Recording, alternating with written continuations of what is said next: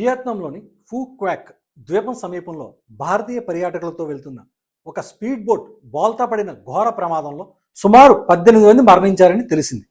ఈ ప్రమాదం శనివారం అంటే జూలై 11వ తేదీ మధ్యాహ్నం 1 గంట ప్రాంతంలో జరిగింది. బాధితుల్లో ఎక్కువ మంది ఆంధ్రప్రదేశ్, తెలంగాణ రాష్ట్రాలకు చెందిన తెలుగు పర్యాటకులు ఉన్నట్లు సమాచారం అందుతోంది.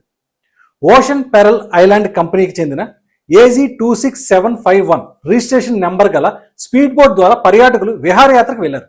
ఈ బోట్ హ్యాన్మోర్ రూట్ స్టై ద్వీపం నుండి ఆన్ థాయ్ పోర్టుకు తిరిగి వెళ్తుండగా ఒడ్డుకు 400 మీటర్ల దూరంలో సముద్రంలో బోల్తా పడింది. ప్రమాద సమయంలో వాతావరణం అనుకూలించలేదు. సముద్రం అల్లకల్లోలంగా మారి బలమైన గాలులు, ఉవ్వెత్తిన అలలు ఎగసిపడటంతో బోట్ నియంత్రణ కోల్పోయి తలక్రిందులైంది.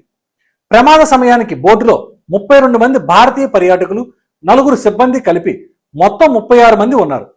ఒక మొబైల్ కంపెనీ అంటే లావా తమ డీలర్లకు, డిస్ట్రిబ్యూటర్లకు ఏర్పాటు చేసిన టూర్లో భాగంగా వీరు వియత్నాం వెళ్ళినట్టు తెలుస్తోంది. ఇప్పటి వరకు 15 మంది మరణించినట్లు అధికారికంగా ధృవీకరించారు. అయితే మృతుల్లో 13 మంది పురుషులు, 2 మహిళలు కూడా ఉన్నట్టుగా కన్ఫర్మ్ అయింది. అయితే మృతుల సంఖ్య ఇంకా పెరిగే అవకాశం ఉన్నట్లుగా భావిస్తున్నారు.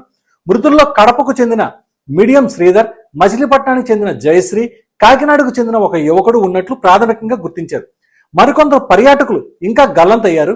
స్థానిక కోస్ట్ గార్డ్, సైన్యం మరియు ఇతర పర్యాటక పడవలు వెంటనే స్పందించి 21 మందిని సురక్షితంగా రక్షించాయి. రక్షించబడిన వారిలో పలువురు పరిస్థితి విషమంగా ఉండటంతో స్థానిక ఆసుపత్రుల్లో చికిత్స అందిస్తున్నారు. వియత్నాంలోని భారత రాయబార కార్యాలయం అంటే ఎంబసీ ఈ ప్రమాదంపై తీవ్ర దిగ్భ్రాంతి వ్యక్తం చేసింది.